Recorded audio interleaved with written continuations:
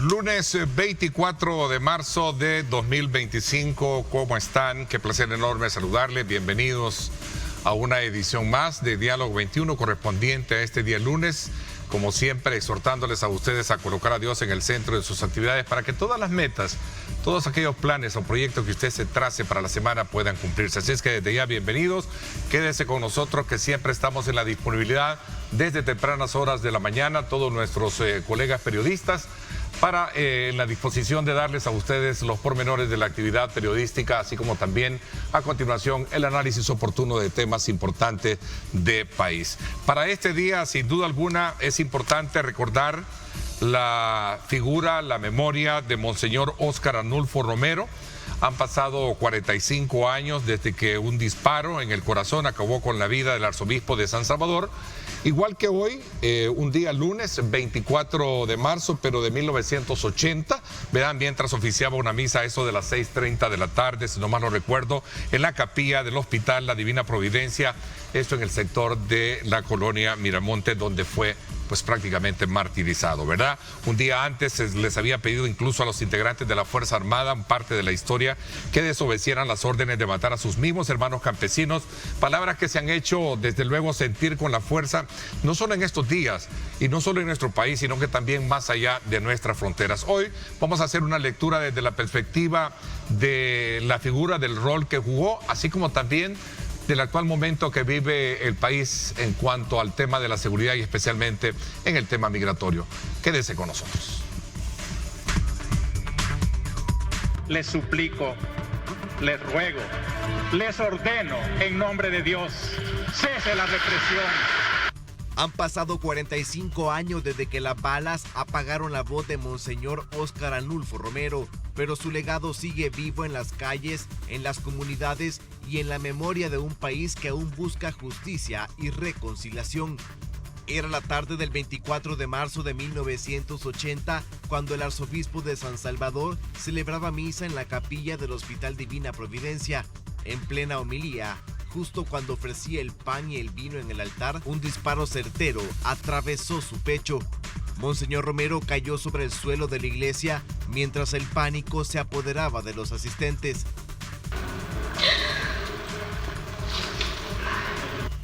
El crimen, cometido en un contexto de creciente violencia política y represión, marcó un punto de no retorno en la historia salvadoreña.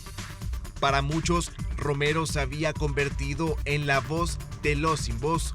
Desde su llegada al arzobispado en 1977, su palabra encendió conciencias y desafió al poder. Esta diferencia, tenga en cuenta que El Salvador no puede producir más, pero déjenos tranquilos a nosotros, no nos molesten. Sus homilías dominicales, transmitidas por radio, denunciaban los abusos de las fuerzas de seguridad y el sufrimiento de los más pobres. Durante décadas, la impunidad cubrió el asesinato de Monseñor Romero. La Comisión de la Verdad de Naciones Unidas en 1993 señaló al mayor Roberto Dawison, fundador del Partido Arena, como autor intelectual del crimen. Sin embargo, la amnistía impidió cualquier proceso judicial. No fue hasta 2017 que la Sala de lo Constitucional anuló la ley de amnistía, permitiendo reabrir casos de crímenes de guerra, incluido el de Monseñor Romero. A pesar de esto, hasta la fecha, nadie ha sido condenado. El 14 de octubre del 2018, el Papa Francisco lo canonizó en una multitudinaria ceremonia en la Plaza de San Pedro. San Óscar Romero se convirtió así en el primer santo salvadoreño y en un símbolo universal de justicia y paz. Estos y otros temas serán analizados esta mañana en el programa de Diálogo 21 con Ernesto López. Reportó Jonathan Cortés. Esos motivos por los cuales vivió y trabajó nuestro hermano Jesús. Lejos de nosotros cualquier palabra de venganza, de odio. Eso no es cristiano. Tiene que ser la palabra de Cristo en la cruz. Padre, perdónalos porque no saben lo que hacen.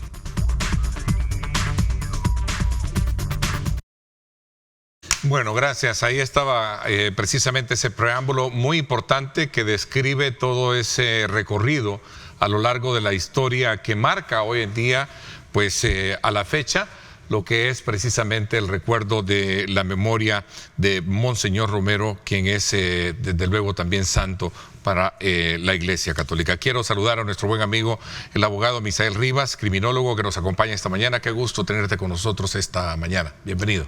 Muchas gracias, Ernesto. Un saludo para toda la población salvadoreña, que hoy estamos celebrando algo conmemorable, triste, pero realmente es un honor para El Salvador tener a Monseñor como santo, San Óscar Arnulfo y Romero.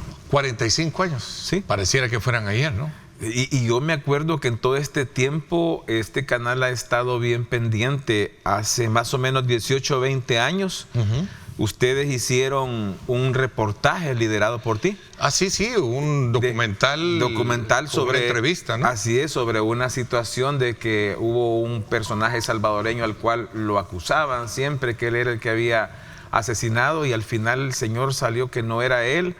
Y el canal se preocupó por desmentir y por llegar a la verdad, y la verdad fue que él no había sido, y fue muy interesante. Sí. Hasta en una finca. El canal no lo desmintió, en el canal conversamos con él y él dio su versión. Sí, ¿verdad? perdón. Que por cierto se titulaba, este servidor tuvo el privilegio de entrevistarlo, Yo no maté a Monseñor Romero. Así es, una serie de 3 documentales. Fue interesante, ¿no? Muy fuerte. Trascendió muchísimo. Sí, a estas alturas sigue hablándose de él, ¿no? Sí, lamentablemente cuando no hay una finalización para un juicio, esto queda abierto. Ahora tenemos en el ámbito judicial lo que es que los crímenes de lesa humanidad están abiertos. Por lo tanto, debería de seguir en investigación, pero yo no creo que lleguemos nunca, por lo menos en los próximos 20 años, no se ve que lleguemos a un feliz término.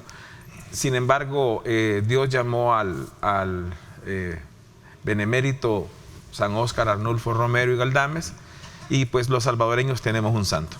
Mira, uno de los roles importantes de aquella época que se recuerda año con año y que a lo largo de la historia ha sido siempre punto de honor para abanderar su rol, su figura, y era precisamente el de acompañar al pueblo en aquellas situaciones declaradas como injustas. Sí, a mí me gustó muchísimo.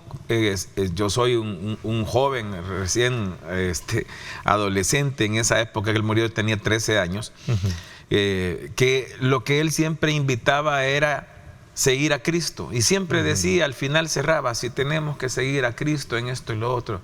No me pareció jamás que fuera un político, sino que alguien que realmente adaptaba la retórica del social cristianismo de la época a lo que se necesitaba. Entonces sí, realmente para ti fue un mártir, ¿no? Sí, bueno, sí, como sí. ha sido ya... Es ya comprobado. Ya comprobado. Esa es una situación mártir, murió única. por la causa, ¿no? Así es. Y hay que entender de que lamentablemente hay sacerdotes que deben de tomarlo a él de ejemplo para no distorsionar su actuación actual en lo que es la sociedad salvadoreña. Porque muchas veces lo que se tiene es que una persona dice que está abanderando un grupo, etcétera, liderándolo, pero lo que está haciendo es su propia publicidad. Yo creo que aquí Monseñor nos dio una gran lección a los salvadoreños de humildad, de cristianismo, y eso es lo que nos debe quedar bien claro. Y es que fíjate que acabas de tocar un punto importante en ese devenir histórico que ha tenido, que ese papel de abanderar la causa del pueblo, de acompañar al pueblo, en algún momento ha sido elevada y discutida y cuestionada precisamente cuando se abandera de manera ideológica o política o partidariamente su figura, ¿no? Sí, y es que en ese entonces la Constitución, que era la de 1962, era idéntica en lo que la prohibición respecta de que no podía haber pastor o sacerdote liderando ideologías políticas, y lo enmarcaron a fuerza, porque ni siquiera en la más mínima expresión o en la más mínima oración se miraba realmente era algo que fuese algo político. Cuando él decía, por ejemplo, déjenos en paz, se refería al pueblo de Dios, no se refería a una lucha de clases, como se le quiso llamar. Y para mí fue mal interpretado a conveniencia de los actores de la época, de allá del 79, del 80, y tomaron malas decisiones, que incluso más de alguna vez yo escuchaba cuando se referían a él, lo hacían peyorativamente y se querían desligar de todo aquello. Sin embargo, La verdad salió, ya El Salvador está tranquilo y él es una persona que debemos de tenerlo con orgullo, que fue y seguirá siendo un pastor para El Salvador. Fíjate que es también importante este día, que por cierto hay una serie de actividades conmemorativas, ¿verdad? En la Universidad Centroamericana UCA tiene actividades, en varios centros también que llevan su nombre. Varias iglesias y varios movimientos también que van a impulsar una serie de actividades conmemorando precisamente esos 45 años de la muerte de Monseñor de San Romero. Hay un punto importante en todo esto, y sobre todo cuando se trata de elevar que su voz en aquel entonces se convirtió en el escudo protector de la época conflictiva que vivía el país. Sí, así es. Él tenía personas que lo acompañaban, que eran siempre adeptas a él, y estaba la parte humana, y quiero tocarlo porque San Monseñor Óscar Arnulfo Romero y Galdames tuvo una parte muy humana, y esto es algo que pocos conocen. La refresquería de cebada muy famosa de La Chacón en Santa Tecla, la señora Lania Noisita, a quien quiero mucho porque es mamá de un amigo y compañero de colegio, era donde se le dio recepción a Monseñor para que él llegara y viviera, y se les lavaba las sotanas, etcétera, porque él tuvo un niño que protegió desde pequeño, que lo hizo monaguillo, lo llevó a estudiar, lo hizo seminarista, y cuando estaba en el tiempo de estar fuera del seminario para probarse, se enamoró de la señora Chacón, y ahí él dejó la sotana y se convirtió. Este señor miraba como papá a Monseñor, porque era una persona que lo había acogido y le había ayudado. Esta es la parte humana en donde vemos un santo que era parte del pueblo realmente. Todavía en este lugar de La Chacón en Santa Tecla tienen sotana, tienen un lugar especial para él. Y esto es lo que se debe también de profundizar, que era un salvadoreño que simple y sencillamente encontró la razón de su vida, seguir a Cristo, y eso es lo que hizo, y por eso murió. Quizás para cerrar un poquito el capítulo, porque quiero trascender a aspectos que tienen que ver hoy en día. Fíjate que a mí me llamaba muchísimo la atención que antes, y hablando de temas contemporáneos y de actualidad, en el caso migratorio, por ejemplo, recuerdo que mucho la diáspora, desde luego fueron personas que emigraron de la época de los 80 y se llevaron esa figura y contemplan esa figura, ese amor que él en su momento les dio. Y incluso de las caravanas que también eran en su honor, ¿te recuerdas? Sí, Hoy, sí. que hubo, ¿cómo para ir cerrando un poco este ciclo y entrar, porque quiero hablar desde tu perspectiva también el tema de la seguridad nacional en los Estados Unidos y también su impacto regional en cuanto a la migración? Es la figura de Monseñor Romero en la actualidad un ícono o referente internacional en cuanto a digamos, en el tema de defensa de derechos humanos, en el tema del ámbito global. ¿Cómo lo ves tú? Sí, e incluso creo que se ha llevado a tal grado que en Alemania, por ejemplo, le tienen un culto a él y de honor, no, obviamente no como a Cristo, sino que como santo, muy pero muy sentido. Yo lo viví. Y en Inglaterra tienen hasta una estatua de él antes de que fuera nombrado santo. Eso implica de que sí tenemos el referente, y cuando nuestros hermanos se iban, él lloraba porque así lo decía, que le dolía. Me contaba mi padre que lo conoció, decía que él se sentía mal por la situación de que eran cantidades de salvadoreños que se iban huyendo por la vorágine que teníamos, y creo que todos los salvadoreños que han viajado hasta allá a Estados Unidos se encomiendan a él y lo van liderando como su escudo, como su estandarte para llegar a la hermana república. Bueno, qué interesante realmente postrarnos esta mañana, darle ese reconocimiento a una figura que ha logrado trascender precisamente, como bien tú lo decías, ¿verdad? También está la plaza en Inglaterra, ¿no? Sí. Donde tenemos un homenaje hacia él. Habría que también saber que a sus 45 años de su muerte, se sigue reconociendo su lucha. Así Creo es. que eso es lo que hemos hecho en este repaso de estos primeros minutos. Y no dejarlo morir, ¿verdad? Así es. Vamos a la pausa. Gracias por estar con nosotros.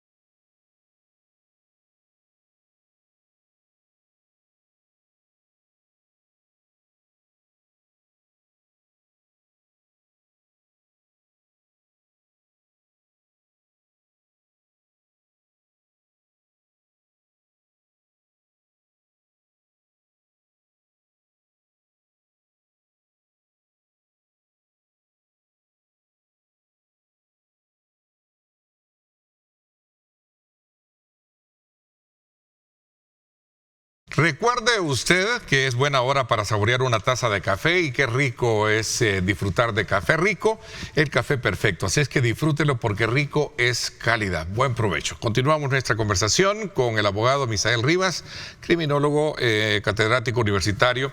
Y vamos a aprovechar a hablar precisamente sobre el tema de la seguridad, migración, que ha sido un punto desde luego muy debatible hoy en día tras esta decisión y el acuerdo que se supone hay entre el gobierno salvadoreño y los Estados Unidos, incluso también para traer reos a nuestras cárceles y particularmente al SECOT. ¿Cuál es tu lectura de lo que está pasando en Estados Unidos, que también hay un dilema jurídico alrededor de todo este punto en particular? Hay un error, debemos de entender varias cosas que se dan en Estados Unidos conforme a lo que se da en El Salvador. En Estados Unidos los jueces migratorios pertenecen al órgano ejecutivo y no al órgano judicial. Estos jueces están bajo la dirección de lo que es, o nombrados bajo la dirección de lo que es presidencia, el border y todo, y custom, etcétera. ¿Para qué? Para que sea ágil la defensa de lo que sería una invasión o detectar una invasión para la seguridad nacional. Eso es lo primero. En segundo lugar, esto no inhibe que los jueces federales tomen acción con base a lo que son la violación de la Constitución de Estados Unidos y sus enmiendas. Esto fue lo que se dio cuando salió el primer avión hacia El Salvador, que ya se agarró en vuelo y ahí van las leyes internacionales. Estados Unidos, por su propia protección y conveniencia, no reconoce la misma cantidad de millas náuticas que se protegen, etcétera. Por lo tanto, efectivamente, el avión cuando ya estaba en vuelo estaba fuera de la jurisdicción de Estados Unidos.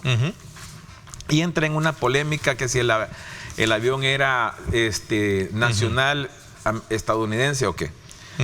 Ahora, cuando viene Esta aquí, fue la del juez de distrito James Boswell. sí, exactamente, que ese ya es diferente al juez que avala las situaciones migratorias, porque este es juez federal. Este enfrentamiento entre jueces y el Ejecutivo en Estados Unidos se puede equiparar a lo que vivió el presidente Bukele en los 2 primeros años de gobierno de nuestro país. ¿Qué piensas tú? No podemos equipararlo, porque lo que pasa que en el de Estados Unidos entra un tercero, que es el juez migratorio. Ok, cuéntame un poco a ese punto. Sí, lo que pasa es que cuando entra el juez migratorio, está valorando lo que se le entrega a ellos con las nuevas leyes, las reformas que tienen, etcétera. Sí. Entonces él ejecuta con base a ese. La ley de 1798, que es protección hacia lo que es básicamente, lo voy a parafrasear, invasión, dice extranjera. Aquí están diciendo de que solo puede invadir un país un ejército, y eso no es cierto. Yo lo he sostenido y les explico por qué. Todos estos tipos de marrulleros como la MS-13, la 18, ahora el Tren de Aragua, tienen tanto dinero, los narcotraficantes tienen tanto dinero, que ellos pueden someter ciudades, y en el caso de nuestro sometieron a un país, que éramos nosotros. La invasión que se hace hacia Estados Unidos de estos malhechores, realmente tiene razón el presidente Trump, donde dice, es que nos están dando muchos criminales. Claro, van migrantes más... Pero no es que se le envía, no, es que migran. Él dice así, ¿verdad? Es que nos están enviando, dice él. ¿Por qué? Porque lo que pasa es que vemos que cuando se analiza, por ejemplo, lo que se hizo con la supuesta desarticulación del Tren de Aragua, salieron muchos migrantes buscando su mejoría, esto, y salieron para Perú, y salieron, por cierto, que de Sudamérica fue el primero más azotado. Cuando llegan a Estados Unidos, llegan aquellos bloques que nosotros mirábamos hace como 2 años, que no los detenían ni el presidente de México ni el de Estados Unidos de la época, no los detenían y podían entrar. Hasta les hicieron un tipo de tratamiento muy, muy especial, que ya quisiera alguien que lo trataran de que pudiera pasar a hacer lo otro, etcétera, etcétera. Lo que él dice es, no, es que lo que pasa es que en medio de eso vienen personas que van a peligrar la Red Nacional de Seguridad. Y esta ley de 1798, la primera vez aplicada en 1812, cuando Inglaterra quiso retomar Estados Unidos, que es la única vez que la Casa Blanca ha sido realmente atacada directamente, que la quemaron, la original.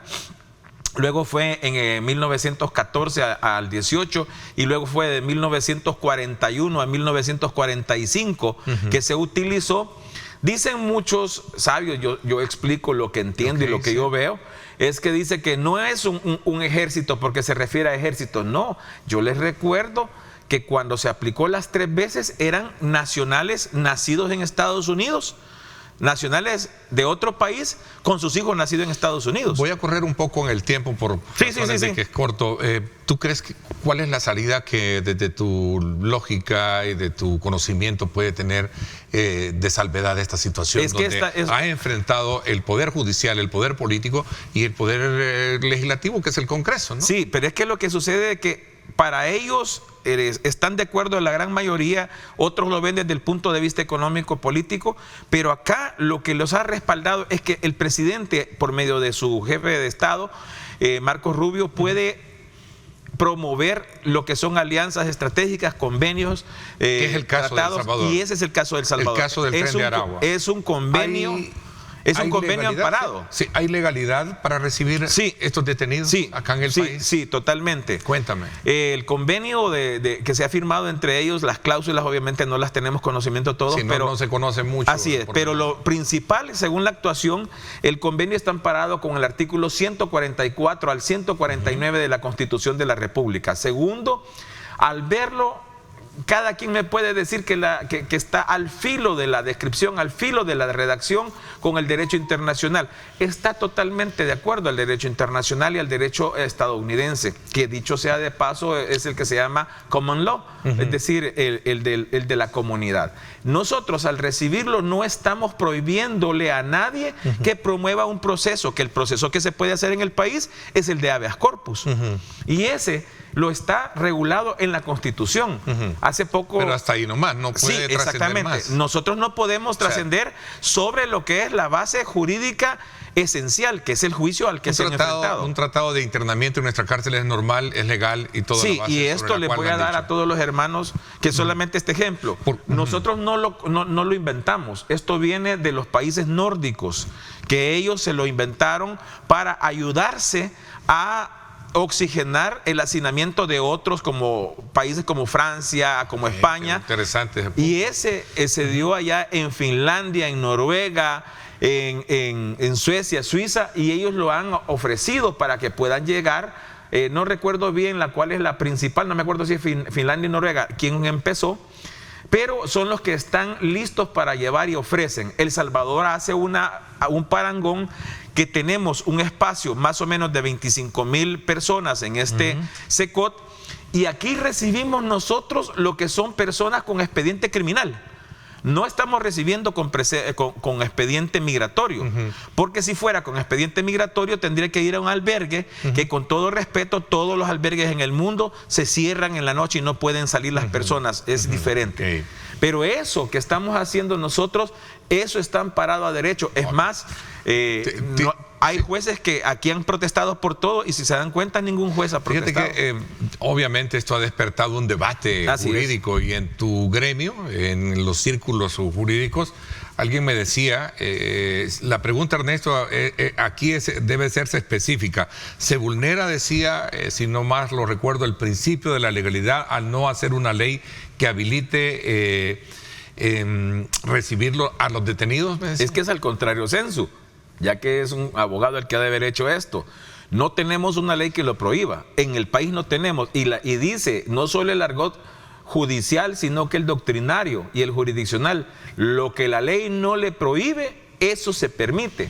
Entonces está amparado a derecho, porque lo dice muy claro la Constitución, lo dice el Código Penal y dice... Pero para el ciudadano... Pero para el funcionario público... Para todos, es que eso es para todo. Me refiero yo... ¿Está obligado a hacer valer y cumplir la ley? Sí, es que lo que pasa es que si, por ejemplo, el presidente firma... No quiero asumir el rol de abogado, pero no, es correcto. Esas piezas dentro de lo que es correcto. Lo que pasa es que si viene el presidente y presenta un convenio, no lo refutan, se aprueba y está conforme a derecho internacional y la Constitución no lo prohíbe, quiere decir que lo permite. Entonces no va a venir una persona como su servidor o cualquier otra persona de opinión con el el backup de ser abogado, etcétera, no va a venir a cuestionar, porque incluso solamente se puede cuestionar a través de los mecanismos que indica la norma. Y aquí nosotros no podemos estar diciendo que ellos están sufriendo lo otro si se nos olvida como abogados decirle a la gente, mire, puede pedir a Perico de los Palotes, que es venezolano, pídale un habeas corpus. Ese es el proceso que se puede hacer acá.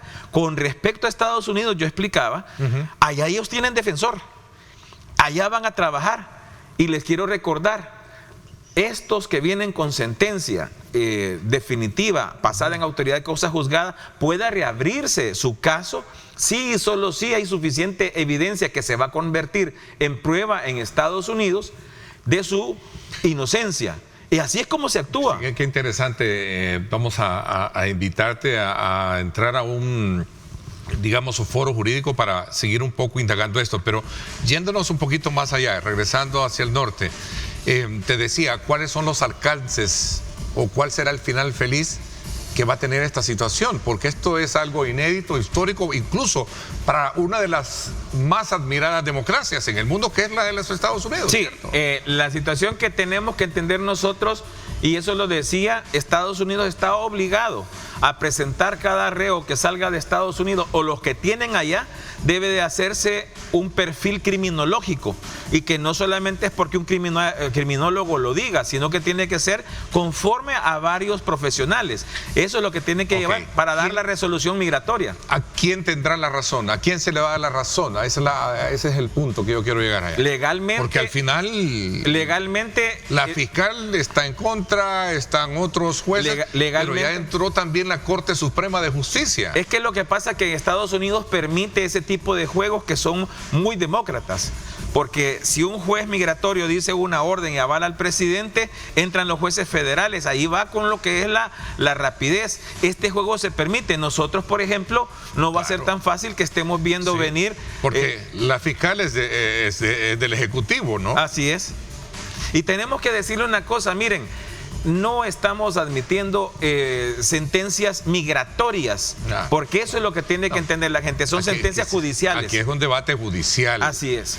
Nato, puro, de una de las democracias, como lo decía, y todos, más admiradas. Así es. Y ahí se supone que más fuerte en el mundo. Es donde más respetan, incluso aunque no lo quieran, el derecho humano. Y yo quiero cerrar con esto. Miren, porque se nos fue el tiempo. Sí, cuando llegan estos al debate, debemos de entender de que los abogados técnicamente sabemos que podemos irnos al filo de las leyes. Y también la otra parte, si es que no solamente el derecho de uno, por eso es que está trabada la situación.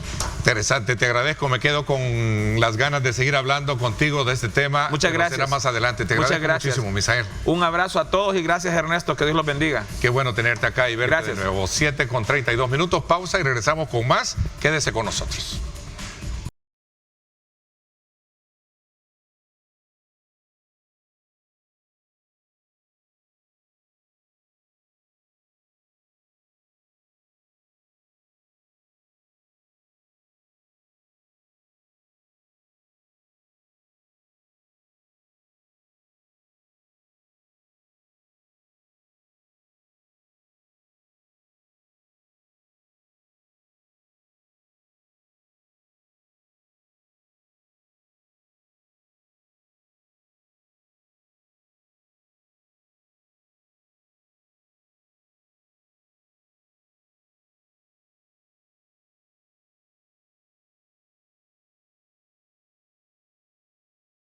Bueno, gracias nuevamente por estar con nosotros a esta hora de la mañana. Agradecemos a todos y cada uno de ustedes también sus comentarios, sus preguntas, todos los aspectos que nos dan, desde luego, para considerar los insumos pertinentes y desarrollar nuestras temáticas. Vamos a continuar, desde luego, en esta segunda parte, haciendo un enfoque oportuno en el marco de estos 45 años que han pasado precisamente desde que Monseñor Óscar Arnulfo Romero, hoy santo para la Iglesia Católica, pues desde luego fue asesinado. Quiero darle la más cordial bienvenida a la periodista, investigadora y consultora Celia Medrano, que nos acompaña esta mañana para hablar precisamente de ese rol vigente que se mantiene 45 años después, la vida de Monseñor Romero, su lucha y su voz. en el pueblo. Bienvenido, gracias por acompañarnos. Buenos días, Ernesto, buenos días a quienes nos ven y nos escuchan. Muchas gracias por la oportunidad de hablar de Monseñor Romero este 24 de marzo. Y sobre todo también porque sé que para este día hay una serie de actividades, ¿no?, programadas, lo decía en la presentación del programa, hay actividad en la UCA, hay actividad también en las diferentes iglesias, así como también de organizaciones como tal. Se mantiene vigente la voz que en su momento, hace 45 años, que se quiso apagar. ¿La voz de Monseñor sigue vigente a la fecha? Creo que es lo principal de lo que hay que hablar. Y es importante recordar que en este aniversario se ha dado una coincidencia de días igual a la de hace 45 años. No podemos ver, escuchar, analizar la palabra de Monseñor Romero si no analizamos lo que sucedió el 23 de marzo, que también fue domingo, hace 45 años, y tampoco podemos ver a un Romero sin hacer un análisis de su relación con Rutilio Grande, que también ha cumplido años el aniversario de su asesinato, junto con 2 personas más, incluyendo un niño, un adolescente. En el sector del Paisnal. En el sector del Paisnal. Creo que es muy importante ver a un Romero de ahora, de la vigencia de su palabra, y verlo como un profeta, además de un santo, que el pueblo salvadoreño le dio calidad de santo mucho antes de que la jerarquía de la Iglesia Católica lo reconociera como tal. Si recordamos cuando la tumba de Monseñor Romero se encontraba en la parte de arriba de Catedral Metropolitana antes de las remodelaciones, uno llegaba a la tumba de Romero y encontraba una serie de medallitas de madera, de lata, de bronce, agradeciéndole un milagro. La gente llegaba y pedía a su santo un milagro mucho antes de que la Iglesia Católica, la jerarquía de la Iglesia Católica, lo reconociera como santo. Es importante recordar esto, es un santo no de papel, no es un santo de madera vacía, es un santo que está vivo. Y como él lo dijo, él dijo, no creo, cuando se le preguntó si tenía miedo a ser asesinado por consecuencia, por represalia de su palabra, de su denuncia, él dijo, como cristiano, no creo en la muerte sin resurrección.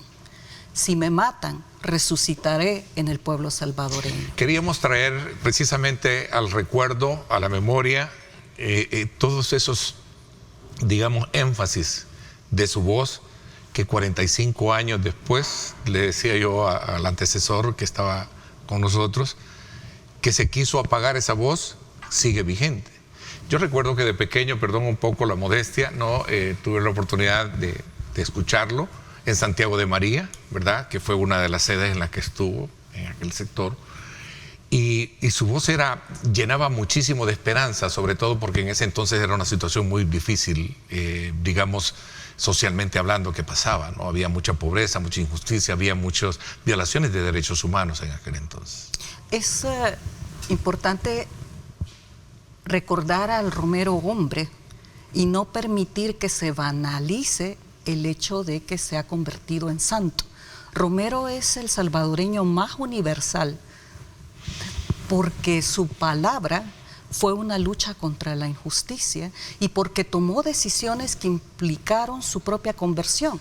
Cuando Romero fue electo como arzobispo de San Salvador, los sectores oligárquicos del país estaban muy satisfechos porque consideraban que sería un arzobispo dócil, que no iba a denunciar, que no iba a tomar una voz profética en contra de las injusticias.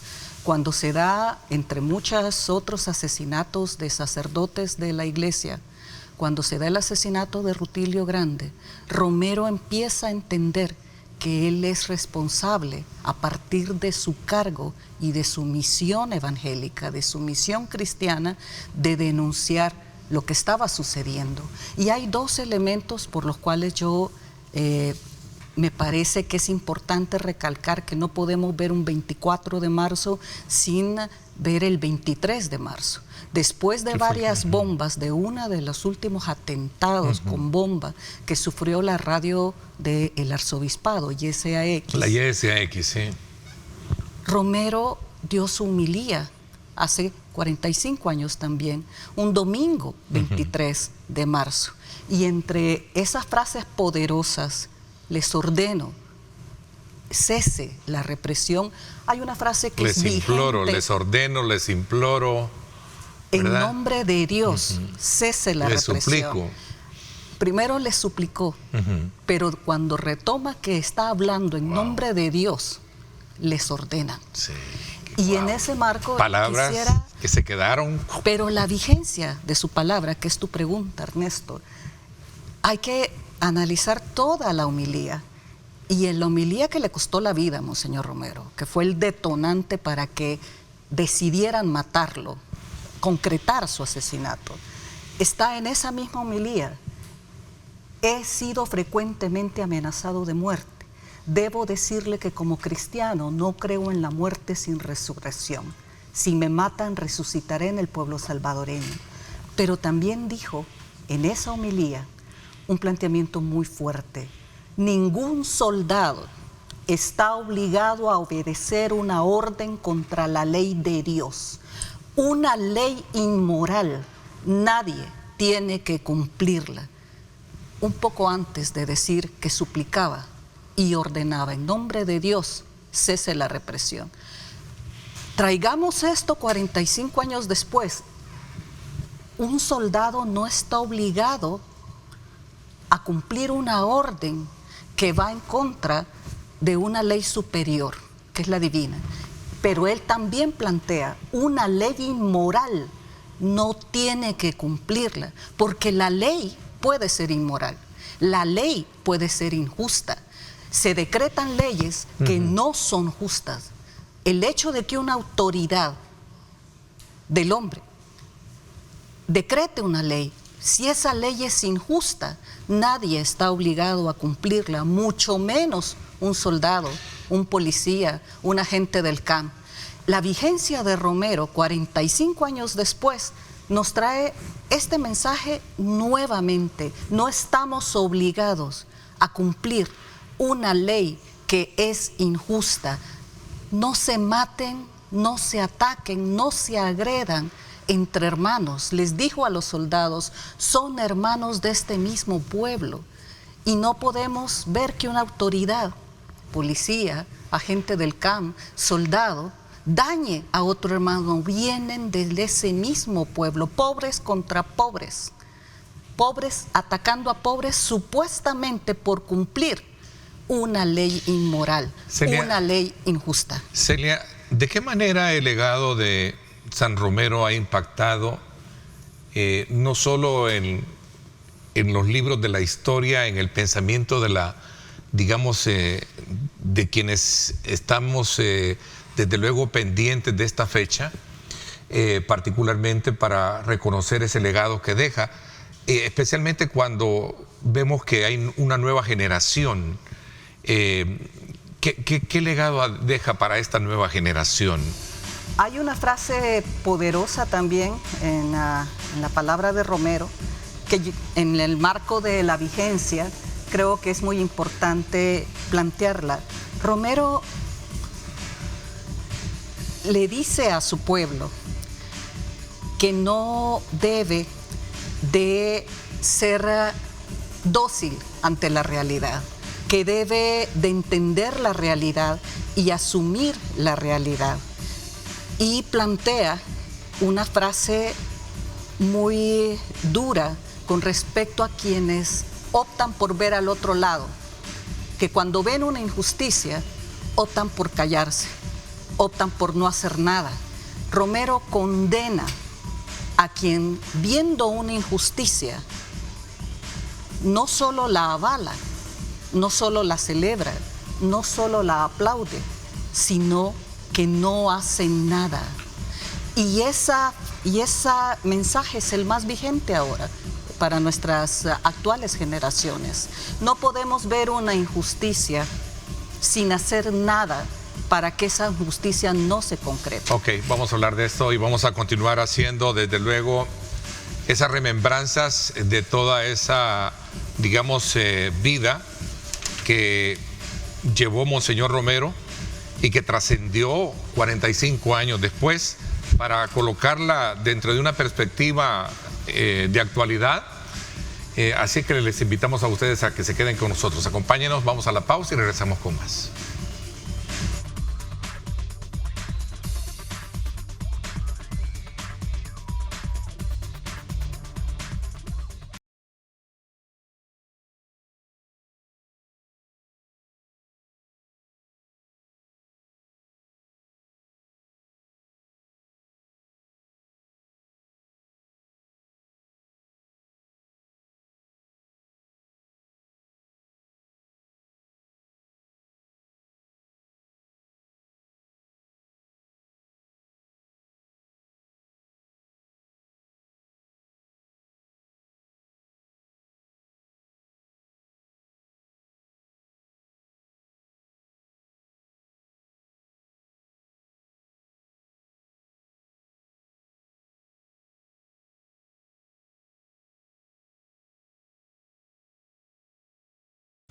Bueno, gracias nuevamente por estar con nosotros, gracias por sintonizarnos y continuamos conversando sobre este tema muy importante en este día con la periodista, investigadora y consultora Celia Medrano. A ver, nos habíamos quedado un poquito que encontraste una frase también hablando de la memoria es histórica. Correcto, tú estabas planteando la vigencia de Romero y sobre todo para las generaciones para la que nueva no vivieron generación. a Romero. ¿Sigue vigente? Una frase que leo al público es la siguiente: hacemos un llamado a la cordura y la reflexión. Nuestro país no puede seguir así. Hay que superar la indiferencia entre muchos que se colocan como meros espectadores ante la terrible situación, sobre todo en el campo. Hay que combatir el egoísmo que se esconde en quienes no quieren ceder de lo suyo para el alcance de los demás. Hay que volver a encontrar la profunda verdad evangélica de que debemos servir a las mayorías pobres. 1978. Y hablando de Romero, precisamente es eso, la indiferencia o la cobardía de hacerse a un lado, mirar a otro lado, desentenderse cuando soy testigo de una injusticia, es el desdecirse de una persona cristiana más grave. Es el pecado más grande, el justificar la injusticia, esté en la ley o no esté en la ley, y el avalar un hecho de injusticia que se comete frente a otro. Creo que es difícil, y Romero cuestionaba a los cristianos, incluso a sus mismos colegas sacerdotes, por no asumir el rol de defender a los que son víctimas de la injusticia. Si de algo vamos a hablar de la vigencia de este salvadoreño universal, es que su santidad fue ganada a partir de su martirio. Y su martirio fue elevar una voz profética en función del Evangelio, cumpliendo el Evangelio contra la oligarquía de la época. Y dijo una frase también muy fuerte a la oligarquía. Le dijo: quítense los anillos, sí, porque pueden perder las manos. ¿Cómo llevamos esta palabra profética a nuestros tiempos? Vemos una iglesia católica que ha asumido su rol frente a la aprobación de la minería, de la extracción de metales nuevamente en El Salvador, y retoma ese rol sobre la base de que en primer lugar está la defensa de la vida, que es lo que le costó. Si Monseñor Romero estuviese vivo, estuviera en la tierra, estaría al frente de todas estas. Yo no dudo que tuviéramos un Monseñor Romero que condenara la mentira y la falacia a través de la propaganda, que cuestionara de que los hombres no pueden equipararse con un Mesías y con un Dios, que nos recordara que la salvación es colectiva, comunitaria, no individual, y que pusiera en primer lugar la vida y los valores cristianos, que al final de cuentas son los mismos valores que los derechos humanos, y nos invitara a actuar frente a lo que sucede. Yo no dudo que Monseñor Romero estaría ahí al frente, estuviera en contra de la aprobación de la ley que avala la minería nuevamente en El Salvador, y estuviera al frente de 150,000 firmas, no solo de católicos, sino de muchos evangélicos y personas que no profesan religión alguna, pero que se entiende en un clamor común de que la vida es primero. Voy a hilvanar un aspecto que en detalle nos recuerda la época en la cual la migración de muchos salvadoreños, que fue grande, en la época de los 80, tuvieron que emigrar a los Estados Unidos. Recuerdo que abanderaban muchísimo, enarbolaban muy bien la figura de él, que fue el defensor, a lo que está sucediendo hoy en día en los Estados Unidos. Y sobre todo también porque he visto, y voy a hilvanar, dije, no, voy a tratar la manera de relacionar estos pasajes con algunos escritos que también he visto en cuanto al rol de contenidos que tú has escrito, Celia, relacionados con el tema de migración, porque ahí hay un sentimiento también, ¿sí? Un sentimiento humano, ¿no? De derecho. Lo primero que hay que plantear, Ernesto, es que Romero también tocó el tema de que para él era triste ver cómo cientos de salvadoreños, salvadoreñas, tenían que irse de un país a partir de la injusticia que se vivía en el país. Entendiendo injusticia no solo la legal, sino también la económica, la violencia estructural. Y en ese marco tengo que plantear de que además de las graves violaciones a derechos humanos, de las cuales Romero se convirtió en la principal voz de denuncia, planteaba un tema grave que es el de la impunidad. Mientras estén impunes hechos graves de violaciones a derechos humanos, la gente se va a seguir yendo. Y el tema de seguridad no solo es contar homicidios, si tienen alguna credibilidad, datos oficiales de homicidios, sino que también tenemos que hablar de seguridad jurídica. Una persona salvadoreña que viene deportada, por ejemplo, y que sabe perfectamente que en este país se le puede acusar de cualquier delito y no va a tener la garantía jurídica, la seguridad jurídica de que será juzgado por un juez imparcial, porque tendrá la oportunidad de probar su inocencia frente a un sistema judicial independiente, no se va a sentir seguro. Así como no se siente segura mucha gente que sabe perfectamente que denunciar violaciones a derechos humanos, que denunciar injusticias como están ocurriendo ahora, le puede costar represalias, incluyendo de carácter jurídico por denunciar lo que está Has estudiado muchísimo el tema migratorio, especialmente de lo que está pasando en Estados Unidos, porque vi muchos artículos, bueno, de hecho leo muchos artículos tuyos que hablan precisamente sobre el tema de migración. ¿Qué está pasando en Estados Unidos y cómo va a repercutir esto, ¿no? Lo primero que creo que hay que plantear es de que cuando vemos esas imágenes grotescas, de redadas. Bueno, ayer veía un caso de una esposa de un dominicano, porque recordemos que parece que va un operativo específicamente para Nicaragua, Venezuela y creo que República Dominicana, si no me equivoco, ¿no? Que ya no se les permite ya el pareto y todo esto, pero de verdad hay un sentimiento tremendo, ¿no? Yo creo que lo primero que hay que plantear es de que hay una narrativa que se está manejando en El Salvador y que se está manejando en Estados Unidos, de que cualquier persona migrante es equivalente a un criminal. Y cuando vemos imágenes grotescas, por ejemplo, de que más de 200 personas, supuestamente todas miembros de la banda criminal del Tren de Aragua de Venezuela, cuando ya el mismo Marco Rubio, el jefe del Departamento de Estado de los Estados Unidos, ha reconocido que alrededor de 100 de esas personas no tienen vínculo, no están siendo procesadas por ser del Tren de Aragua, lo que vemos en esas imágenes es el intento, el esfuerzo de que toda persona migrante es un criminal.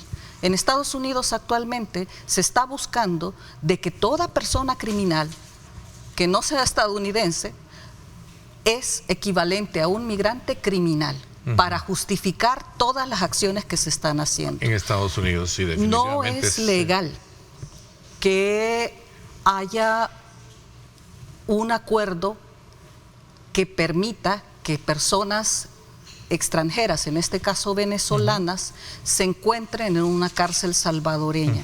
Y no todas esas personas que han sido traídas desde Estados Unidos a El Salvador son personas criminales. Esa es parte del debate que hay hoy en día. Pero también es importante plantear esto. Hay que entender que si bien es cierto existe una normativa que plantea que lo que no está en la ley sí, que puede hacerse, eso no es aplicable para funcionarios públicos. Bueno, fíjate que es interesante porque realmente es un, digamos, componente más de ese debate, de ese análisis que hay que darle con más tiempo. Lastimosamente se nos fue.